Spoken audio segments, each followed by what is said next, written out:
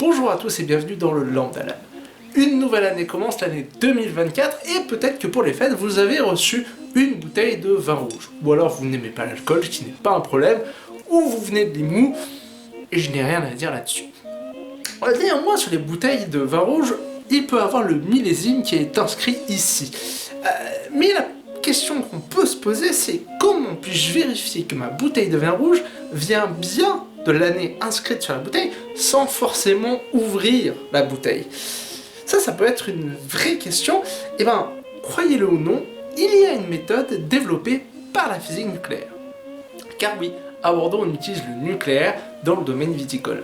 Alors, c'est pas pour faire pousser les vignes, ni pour créer une version fluorescente d'un vin rosé pamplemousse de merde.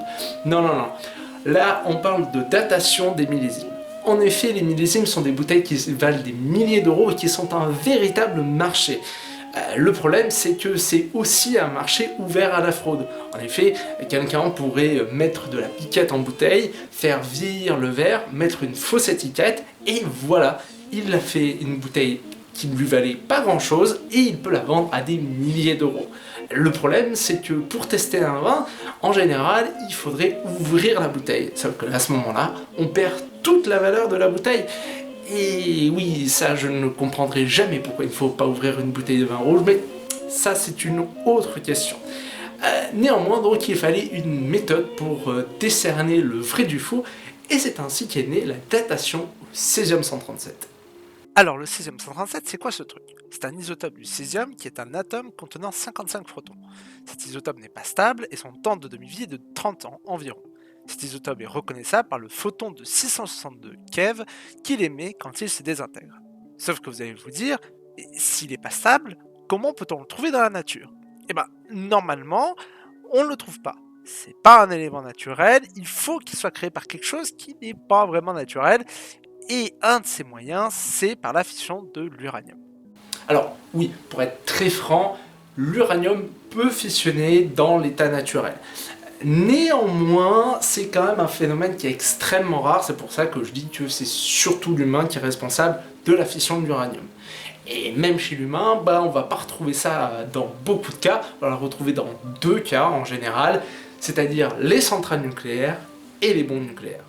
Et après, quand ces isotopes sont créés, ils sont alors transportés par différents moyens, puis absorbés par les végétaux, ici la vigne, et restent dans les grappes de raisin, et donc on le retrouve dans notre bon vieux pinard. Sauf que pour qu'il y ait du césium 137 dans l'air, il faut soit que votre bombe nucléaire ait explosé, et bon là c'est un peu naturel que vous ayez des éléments de fission un peu partout, c'est le principe, ou alors vous avez votre cœur de réacteur qui est à nu. Et alors, soit vous êtes bourré H24 depuis la conception de votre réacteur, ou soit vous êtes à Tchernobyl. Et oui, en effet, on peut voir sur cette courbe qui montre l'évolution de la concentration du césium 137 dans le vin au cours des années, qu'il y a un pic à environ 100 millibecquerels par litre à l'année correspondant à l'incendie de Tchernobyl. Sauf que la courbe n'est pas finie, car si on revient dans le temps, putain, la courbe s'envole. Alors ça, messieurs, dames, c'est les conséquences des essais nucléaires effectués dans les années 40 et jusqu'en 60 en Europe et en Afrique, et ce qui a fait monter la concentration mesurée en césium dans le vin jusqu'à 1 becquerel par litre. Alors vous allez me dire, mais je vais choper le cancer avec ces bouteilles de vin rouge des années 60. Du coup, on va faire pour la première fois une analyse de données pour que vous ayez un esprit critique par rapport aux données que nous sommes en train d'observer. Du coup, dans ce genre de courbe, on regarde la valeur que l'on a. Donc ici, on a une valeur d'activité. Donc déjà, pas de valeur de dose donnée. Donc pas très simple de savoir les dégâts que peuvent nous infliger un litre venant du Médoc. Mais aussi, prenons la valeur d'activité la plus haute, vu que ce sera celle qui fera le plus de dégâts, donc 1 becquerel par litre. Ça fait pas beaucoup, parce que si on la compare à une autre valeur, 8000 becquerels, cette valeur-là, c'est l'activité dans un corps humain en moyenne. Donc vous faites 8000 becquerels et votre bouteille fait 1 voire 2 becquerels au maximum. Et vous n'allez pas vivre avec une bouteille de vin toute la vie. Après, ceux qui ont suivi les vidéos sauront que l'activité n'est pas forcément une valeur très indicative pour la dangerosité d'une source, qu'on s'intéresse plus à la dose déposée. Alors je ferai sûrement un épisode qui parlera des différentes méthodes de calcul pour calculer cette dose déposée, mais là on va s'intéresser au DPUI, qui est la dose efficace engagée par unité d'incorporation. En gros, c'est la dose déposée pour 1 becquerel d'une source radioactive ingérée. Et pour le césium-137, c'est 13 nanosieverts. Du coup, 100 000 fois moins que la dose déposée par la radioactivité naturelle que vous subissez en moyenne. Du coup, est-ce que ça a l'air si dangereux cette courbe? Bah non.